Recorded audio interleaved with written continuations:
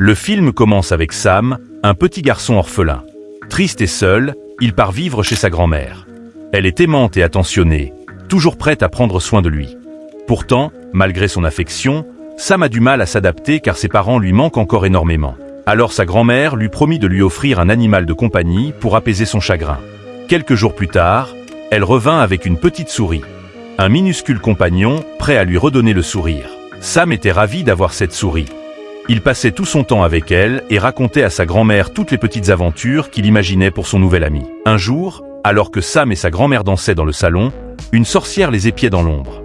Soudain, la grand-mère fut prise de violents malaises. Sam s'inquiéta, mais sa grand-mère le rassura en disant que tout allait bien. Peu de temps après, il accompagna sa grand-mère au supermarché. Seul un instant, Sam fut approché par la sorcière qui lui tendit du chocolat, usant de ses pouvoirs pour le tromper. Soudain, sa grand-mère se libéra, l'appela, et la sorcière disparut aussitôt. De retour à la maison, Sam raconta à sa grand-mère ce qu'il avait vu au supermarché. Elle lui répondit que cette femme étrange était sûrement une sorcière et lui conseilla de ne jamais accepter de friandises d'une inconnue. Sam, surpris d'apprendre que les sorcières existaient, écouta attentivement sa grand-mère lui raconter une histoire. Quand sa grand-mère avait environ 10 ans, elle avait une amie avec qui elle allait puiser de l'eau. Un jour, en chemin, son amie disparut et elle la surprit avec une femme étrange qui lui offrait du chocolat. Quand la femme montra son visage, elle vit que c'était une sorcière. Sa grand-mère lui dit que, plus tard, elle en parla à sa mère qui ne la crut pas. Mais le lendemain, en allant voir son amie, elle la vit se transformer en poule sous ses yeux. Depuis ce jour, sa grand-mère se méfiait des sorcières et gardait toujours ses distances.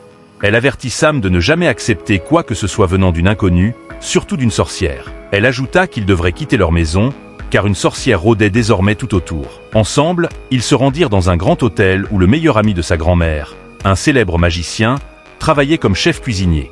Grâce à cette amitié, elle connaissait bien le directeur de l'établissement, qui accepta aussitôt de leur offrir une petite chambre. Le plus étrange, c'est qu'une foule de sorcières très élégantes accourt aussitôt à l'hôtel, et leur chef demande au directeur de leur réserver une grande salle pour une réunion. Le directeur savait qu'elles étaient des sorcières, mais ignorait encore leur plan. Celle-ci prévoyait soit d'enlever tous les enfants, soit de leur donner des chocolats contenant une potion. Dès qu'ils les auraient mangés, les enfants se transformeraient en animaux. La chef leur rappela que les enfants étaient très impolis envers elle et qu'ils ne méritaient pas d'exister. Le temps pressait pour choisir des enfants mal élevés. Elles décidèrent donc de viser tous les enfants. Dans la nuit, Sam n'arrivait pas à dormir à cause de la pluie et des éclairs. Il demanda à sa grand-mère à quoi ressemblent les sorcières. Sa grand-mère lui répondit que leurs doigts sont très longs et leurs ongles sales. C'est pour ça qu'elles portent des gants. Elles n'ont même pas de beaux cheveux, ajouta-t-elle, c'est pour ça qu'elles cachent leur tête sous des perruques ou de grands chapeaux. Sam frissonna, terrifié par ces mots et par le grondement de l'orage à l'extérieur. Le lendemain matin, le pauvre Sam s'ennuyait. Il prit sa souris pour se promener et se retrouva sans le savoir dans la grande salle de réunion. Le groupe de sorcières arriva et Sam, terrifié, se cacha. La chef tenta de le renifler, mais il restait introuvable. Elle abandonna et lança sa réunion. À présent, toutes les sorcières étaient assises dans la grande salle pour commencer la réunion. La chef, la plus puissante de toutes,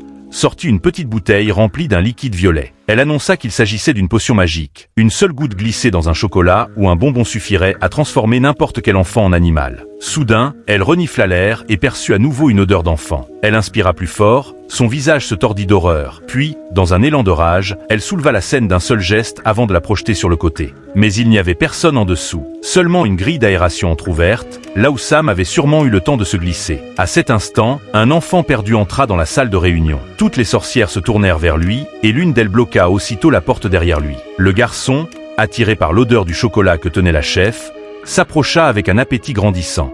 Elle lui en donna, et l'enfant se transforma soudain en une petite souris. Prise de panique, les sorcières voulurent écraser le garçon souris. Mais la petite souris de Sam accourut pour le sauver et le traîna jusque dans la conduite d'aération où Sam s'était caché. Le garçon souris supplia Sam de l'aider, mais la chef finit par repérer leur cachette et attrapa Sam pour le tirer dehors. Elle versa aussitôt une goutte de potion dans son oreille, et Sam se transforma alors, lui aussi, en souris. Il s'enfuit aussitôt avec sa souris et le garçon souris, fuyant les sorcières lancées à leur poursuite. C'est ainsi que les trois souris devinrent de très bons amis et décidèrent, ensemble, de se venger de ces sorcières. Sam courut aussitôt voir sa grand-mère pour lui expliquer que les sorcières les avaient transformés en souris. Sa grand-mère lui rappela qu'elle lui avait pourtant interdit d'accepter du chocolat venant d'une sorcière. Mais Sam protesta que ce n'était pas sa faute. C'était à cause du garçon souris.